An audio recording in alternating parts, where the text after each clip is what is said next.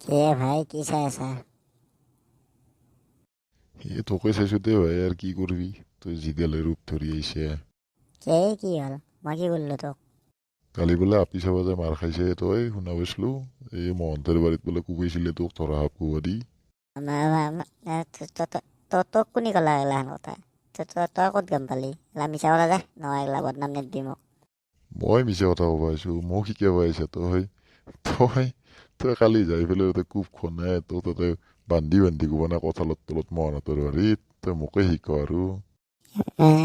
এই শুন না তই যদি গম পাইছ নকপি দে আকৌ মোৰ কি করবি আর ভাই বললা তোর তোর সাথে আর কালি যি হয়েছে তুই নকপি দে আকৌ মই সন্মানটো বাঁচো আর ভাই। দে কচোন ক কি হৈছে, মই একবাৰ শুনো। তোৰ কি প্ৰব্লেম হৈছিল কালি, কিয় এনে কৰিব লগা হ'ল তই? এবার কালি কি হয়েছিল জানা না? কালি গরু চড়বা গেছিল মহন্তের বাড়ির দেখিন, তাতে মই চাও যে রেন্দর রমেশে যে একটু চাই থাকা আন পালো। মই ভাবলো তাই চাই আছে মোক মাতছি, মই একবার চাবা গেলো আগে আগে। যাই দেখা পাও যে রাতে তোর কোনবা এটা বহি আছে। মই বোলো কি হল, কিয় বহি আছে? ভালকে চাও যে দেখো দেখা পাও মই হাত বল দি মাতি আছে। অচখ লিখি যাই পেলাই চাওঁ যে বোলে হাত খান দেখা আন পালো।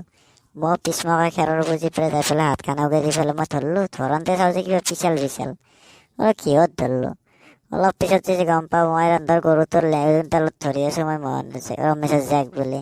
তাৰে পিছত মহনে তাকে দেখা পাই পেলাই মোক এটা হাকালো গলা গৰু চুল বুলি। সেই বুলি কৈ ভাই মোক মস্ত কোব দিছে জানা নাই, গেলা এতিয়াও পিঠি বিষাই আছে। আগলাও দিবি।